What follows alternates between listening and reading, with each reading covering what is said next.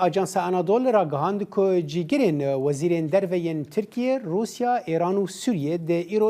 ایرو سبا 15 و 16 آذر ل پایتخت روسیای مسکو بجون جروبو شیروکرنا وان هولین دیپلماتیک نها ماموسته سیامند حاجو سروک شپیلا آزادیا کردستان ج آلمانیا بریا سکای بمریا دم باش ماموسته سیامند ام ج سردانا اسد بو روسیای دست پی بکن او دوی دمه دا چه نامیان را دگهین لگور خوندناته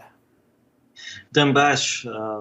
تشتكي بالكيشة سردانا بشار أسد جبوي موسكو سردانا كفرمي ام زانن جوختا شورشا سوري دسبيكريش سالات 2011 چند جاره دی بشار أسد سردانا روسيا كربو نفرمي بون وكميناك سالا 2021 چوبو بلافرك لشكري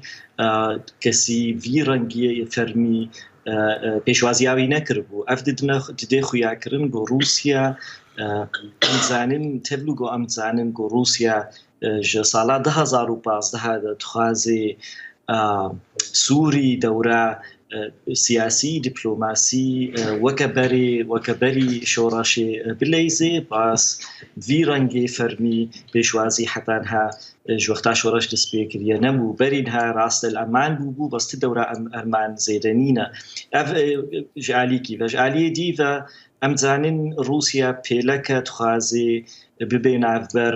نقبینا ترکی و سوریا دا تركيا حتى هاد داخويا كرنجو حاضرش بوي فادا نصامنها شرط مرج نداني بون بس خويا سوري وقت خويا كرن شرطا ديني شرطك جي اساسي وك دراغ هرناخ نيزيكي خود داي خويا كرن دوي لشگری ترکی درکوی ج سوری وکیدی نحذرنج بوی وعده نصنا و خویات که بهوریم ده ابهات نبشار اسد دختکی روس لی بکن به شرطی به شرطو مرج دانستان ندس به بکه و از بهور دکم. باشه ما سیامند یعنی دماوی به تایبتی ده و ایروجی لگل سروک روسیا پوتین کم دبه ایرو او ام ببیجن کمبونین چارقولی که و سوریه تفلی بکن که برای وکو آستانه دهاتن بناف کرن و دست بی بکن تی پیوندی راست راست دوی درباره ده هنه یعنی بشار اسد لور به و کمبون دست بی بکن از بهارت کموسای وکم گوت بشار اسد هاتناوی وی دمها اوگو اف دانستانی چار عالی دست بی بکن و وزیر نبی وزیری هر چار ولاتی وعنی نظمان ایران سوریا روسیا و ترکی لفرون حتی ها نزل علش بر سوری فرمی نگوتیا و بشداری و دانستانی هات بی وکم گوت از بهارت کم پیشوازیا وی رنگیش بشارت خوازن روس بد نخویا کرن ام تشتکی ددنتا ام فرمی پیشوازیات دکن همبری و به شرط وعده مستان بکه و از بهار کم و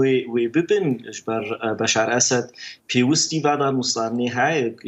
بهتر ج ترکی بس ترکی جی امزانن هل بجارتن پیشیا اردوغان خوازی مثلا سولی برنگه کی جملتی ترکی را بدی خویا کرن از حلقه سیاسی جرد بینم امزانن اف سه حتی 4 ملیون پنابری سوری لترکی پنابری سوری لترکی کاری به مجارکه هل بجارتنی و بوی ویجی اردوغان خوازی لهج بجاری خوره بدی خویا کرن از وی مثلا سیاسی حل دکم و وقت کی نزیک اف پنابری سوری و گرنوالاتی باشه ما سیامند یعنی ام دزان کو بری چند روزانجی هفته یا بوریجی هولدان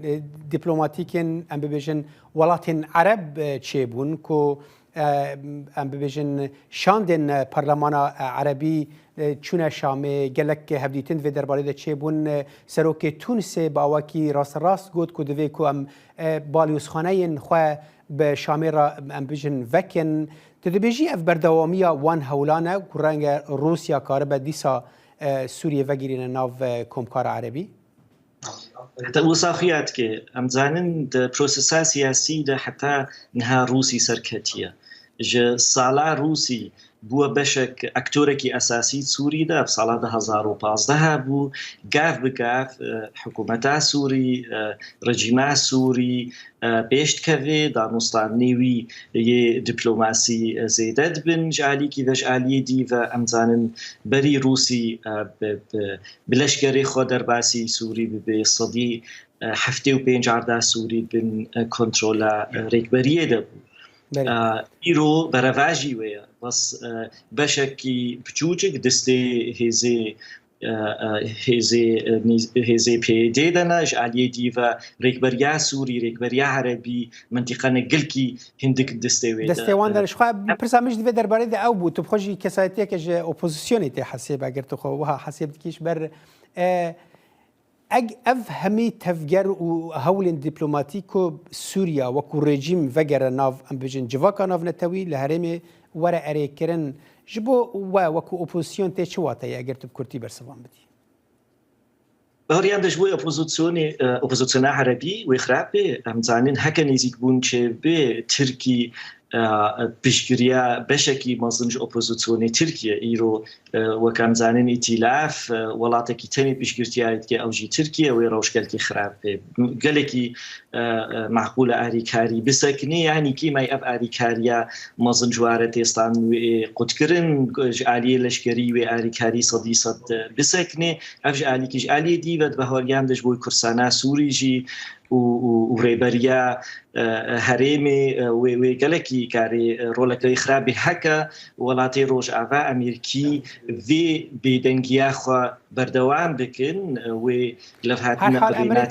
Amerîkaya xwe hîn negotiye ev aliyê din hîn Amerîka helwesta xwe bi awekî aşkere li beramber van hewlan renge di axaftinên nefermî de hatiye gotin lê wê helwestên renge derkevin pêş di demên pêş da